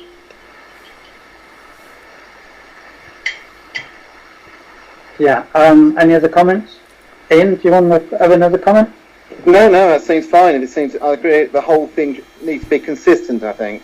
Otherwise, absolutely, yeah. And I think that's a good idea. And Peter carries on his talks informally at the moment with them. That sounds a good way forward. Okay. Get the unitary authority's view. It may be different to what the county council said. They're different people, and then at least we know what we're up against. Okay. So we'll let that one take its natural course at the moment. Yeah. And fact-finding. Yeah. Yeah. Okay, sorry. Can I just clarify? Obviously, me and Peter are talking about this, but in relation, just to clarify what the council want to do. Obviously, the report that Tom sent round with obviously the recycled bollards, the preference, if the highways agree, would be to also use all recycled all the way up, or just whatever highways are willing to do. I just want to sort of clarify what the council are trying to achieve. Okay. Well, I think we want to be consistent all the way up. Yeah. I think we don't want a mishmash of. I agree. Different ones. Ian. Yes. On the one hand, we want highways view, but perhaps we should give them some help and indications what our view is. That's what I was thinking. It's all right saying what do you think, but perhaps if we say we know what we think, they might say yes. Sometimes it's easier to say yes than not, isn't it? And Tom's report will be very helpful in terms of expressing what the council are looking for, and hopefully they can confirm whether they're happy with that or not. Excellent. Okay, thank you, Carla.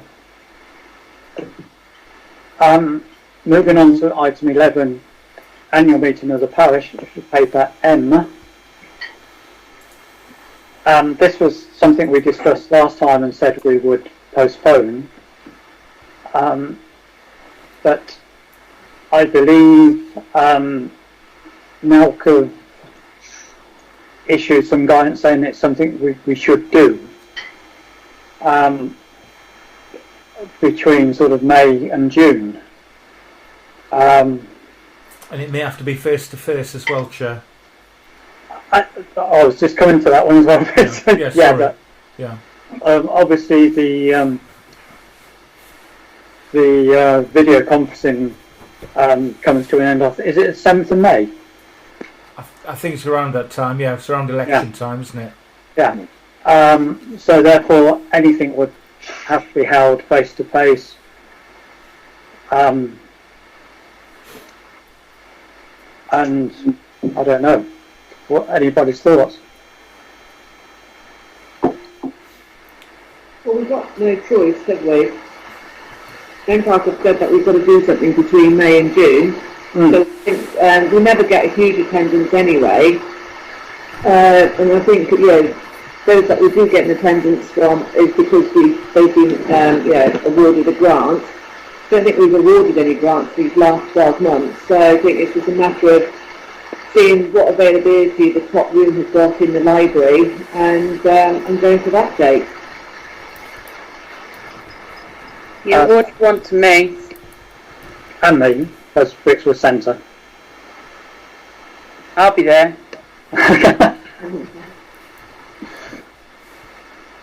Kevin? Yeah, I mean, we can tag it on or bring it forward onto a normal parish meeting, can't we? It can be, yeah. We don't have to have a special date for it, so we could just roll it. That's correct. 7:45 till 7, then 7:15, then 7:15 is the council. So we could do something like that. And again, if you're going inside, we've got to make sure we've got distances and things like that. So we've got to be careful about the number of potential people who could come and attend an event, although I accept it would be limited, to say the least. But we could do that, or have it in an open space on the playing field. Watching the football. Then, yeah. Lynn? Yeah, we were going to struggle, aren't we, doing the social distancing thing? But it doesn't say in the regulations that the public have to actually be there in person. It's only the chairman, really, that has to be there in the meeting. So you could have a sort of hybrid meeting, because you'd only be allowed to have a certain number of people in the room because of the social distancing and having all the windows open. And those rules are still in place at the moment, aren't they? So you could have a sort of, hybrid meeting and invite the public by remotely as they are now. And say the only person that actually has to be at an annual parish meeting, as opposed to the annual meeting of the parish council, is the chairman. Sorry, Stephen. It won't affect me. Oh no, you're not going to be. No, if you do it after then, absolutely. And you have to give 14 days notice anyway, as well, because you haven't already set the date. No, we haven't. No. Any other comments?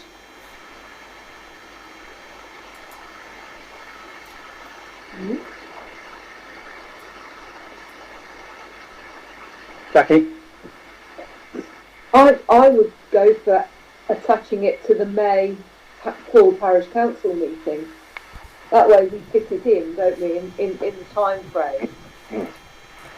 Yeah, that meets all the criteria, yes. Yeah. Yeah. And if we have a minimal agenda, where we could almost just move the public session to the parish meeting bit. The public open forum session becomes the pre-meeting. And we can just do a quick report of parish council activities and then open house and then move on to normal business. But obviously there's got to be a definitive end of one meeting and start of another. That's a requirement. We can't merge it. Yeah. Yeah, so you could almost do the annual parish one at 7:15 and the full parish one at 7 o'clock. Or 7:30, I mean. Yeah. Yeah.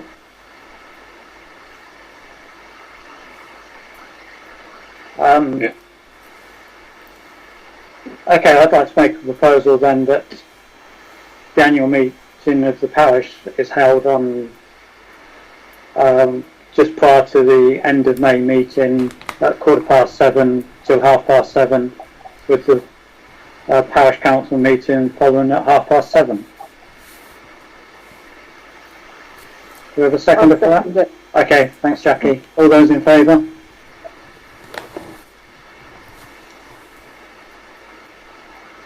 Stuart, you abstaining or? I'm abstaining. It's not going to affect me. Okay. I'm abstaining as well. Okay. Was that your hand up, Lynn? Yeah, okay, thank you.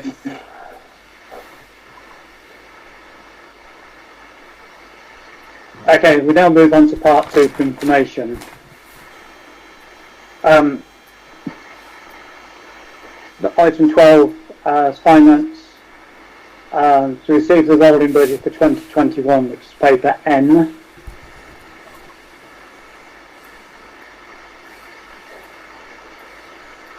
This was just an update of the budget following the finance group meeting. There was 1 or 2 things in the wrong columns that have been updated as formula issue, so it just gives the correct figure for the end of year.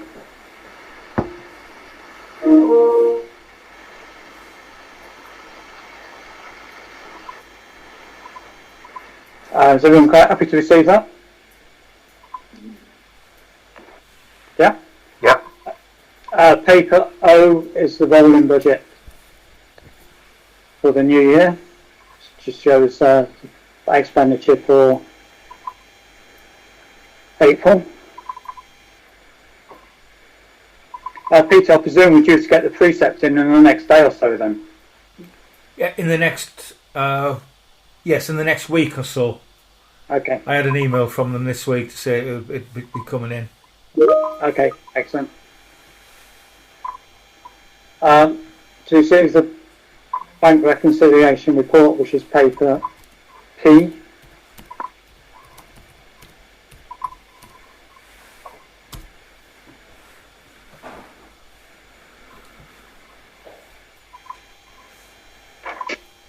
Everyone quite happy to receive that? And paper Q is the list of reserves.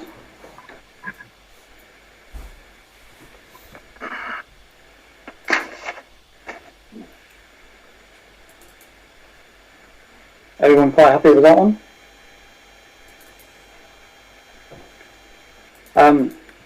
Item 13 is community safety. The crime data for Brixworth for February 2021 is paper R. Stephen, sorry. Sorry.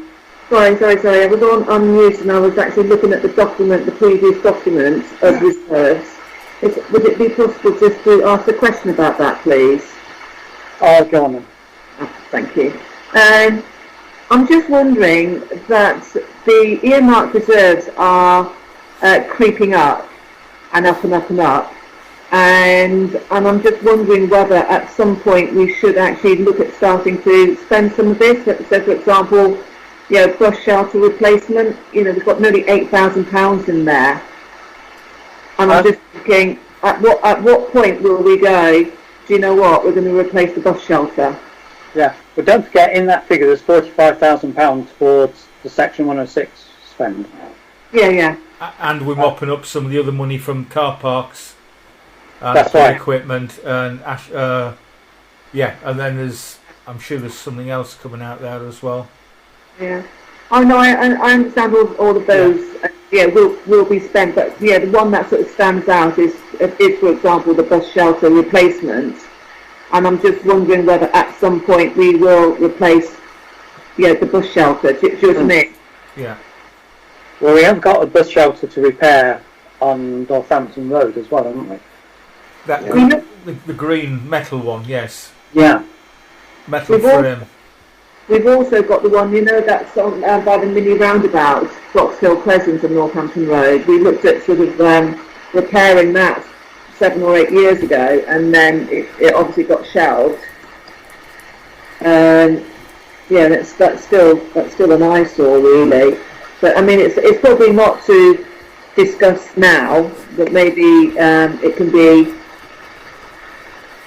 Well, every year, when every May we go right. Okay, what's our annual project going to be? So maybe that is what we should discuss in May or June. I think so. Yeah, come up with a capital expenditure programme or something like that. Yeah. Okay. Thank you, Stephen. Okay. Where have we got to? Oh yeah, the crime data. Paper R.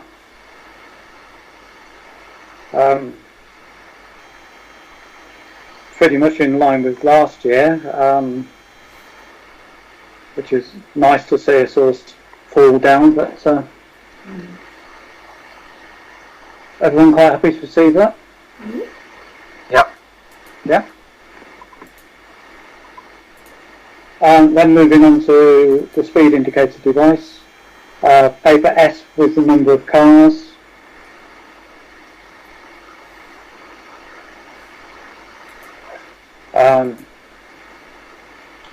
The figures there look more realistic than we had last time, so yeah, he reckoned last time it would have been heavy rain that had been affecting the data.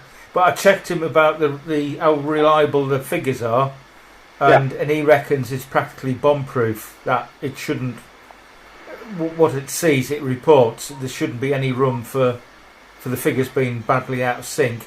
And he said, obviously, the only way to check it is to stand there one day with a clicker and perhaps do a couple of hours and validate it like that. Yeah, it was just that it was so obviously out that month, and we did have a heavy period of rain during that time. So yeah. The second part of paper S is the number of speeding vehicles. I don't know if it's me, but the number of speeding vehicles seems to be creeping up.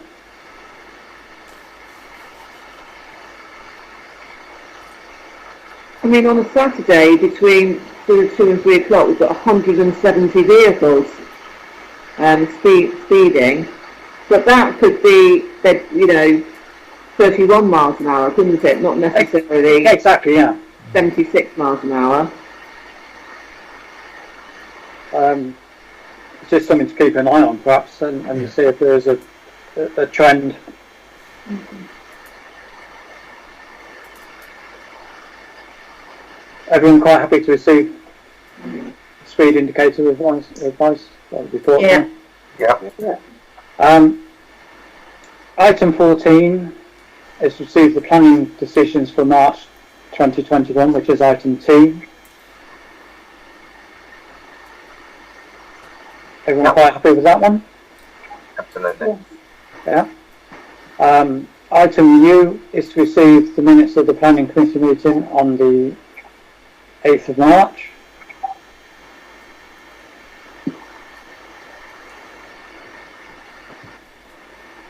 And that also is the 29th of March as well. Yeah. Yeah. Okay with those? Yeah. Okay, item 15, media and communications. To receive the minutes of the Media and Communications Committee on the 17th or 10th of March, paper V. Everyone quite happy with that one? Yeah. Yeah.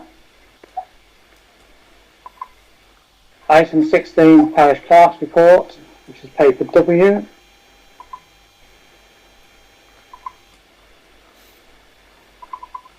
Any comments on anything there?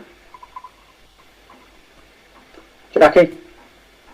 It'd be helpful if you could put something on there that shows us what Kira does. Yes, by all means. I could. What I'll do is I'll colour code the ones. Kira's got a list of projects that she's working through. Yeah. Off the top of my head, it's she's doing the utilities, the .gov email addresses, Brixworth bulletin, registration of land at St David's, cricket club lease, BT telephone box, local council's award scheme, railway benches, booking system, website, emergency plan. So she's got 11 pieces of work on task and finish. It'd be good just to, next time, just to put in brackets. Yeah, I'll either colour code it or I'll make it obvious who's progressing what. Yeah. Thank you. No problem. And could you do that with the bar chart as well? Maybe she can have a different colour on the bar chart. Yeah, by all means, yeah. Thank you. Yeah.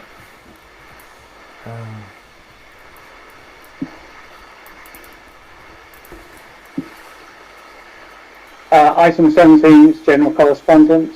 To note the correspondence in Appendix X. Plenty of reading there for people.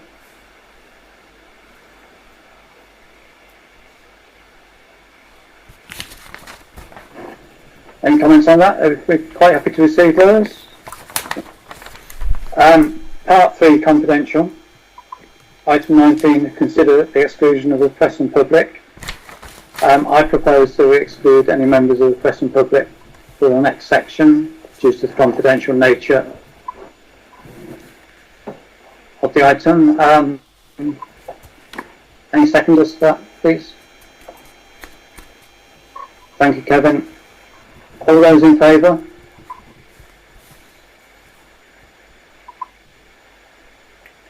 Any against? Abstentions? One abstention, Councillor Barrett. Yeah. Thank you. Yeah. Okay, if we could have recordings turned off, anybody else's recording stuff, please. Yes, we're back in the public session at 22. Okay, I'd like to propose that we suspend standing orders until we finish this meeting. Approximately half an hour, but no guarantee on that. Do I have a second for that? Thank you, Kevin. All those in favour? Against? Abstention? Sorry. Abstentions. Do I need a recorded vote here? Yeah, I think so, yeah. I think we need to go through. Right. So the motion is for suspending standing orders. Councillor Barrett? I'm worn out, I'm against. Against. Councillor Jackie Bird? I'm going to abstain. I'm going to run out of ability Abstain, to that's continue fine. with my iPad. Councillor Elaine Against. Councillor Stuart Coe? For. Councillor James Collier? Against. Councillor Lynn Compton? For. Councillor Stephen James? For. Councillor Tom Mitchell? Tom's left the meeting. Tom left the meeting, yeah, that's fine. Councillor Moxon? For. Councillor Parker? For. Councillor Peacock isn't here, so that's 1, 2, 3, 4, 5 for. 1, 2, 3, 3 against, and 1 abstention. So the motion is carried. Okay, thank you very much. Okay, to record votes that we've on discussions that were held in private. I would propose that we reject the £250 offered in settlement of the county court case. Could I have a seconder for that, please? Thank you. Kevin? All those in favour?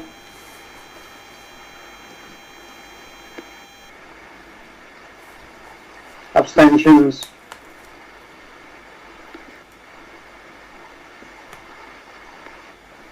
Is that two? 1 abstention, Councillor Barrett. Thank you. Was anybody against? No. And could you read out the motion for the second one, Peter? It was then. That the council seek further details on this matter and report back information, including costs, at a later meeting. Okay, that was a proposal made by myself. Do you have a second of that, please? Thank you, Elaine. All those in favour?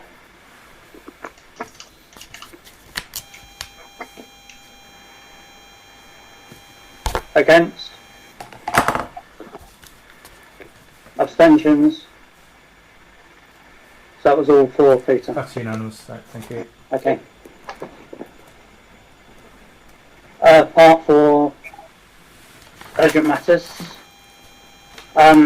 Just a few things really, just to tidy up. I'd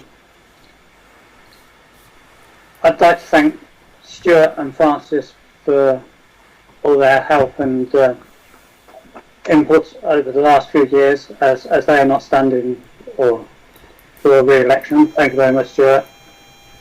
And if we could minute thanks to Francis as well. Thank you. Secondly, obviously, as everybody knows, I'm not standing either for council, so I'd like to record my thanks to everybody and the full support I've had for council over the last few years in quite various roles, chair of planning and chair of the council. So thank you all very much indeed, and best wishes for the future. And thirdly, to confirm that Peter has handed in his notice as clerk. He wishes to leave on the 31st of July, so he's actually given 3 months' notice instead of the 1 month that he was down to provide in his contract. And thank you, Peter. It's been a pleasure working with you from my point of view. Obviously, you're going to be carrying on for the next three months with the rest of the council. I wish you well in your retirement. Thank you.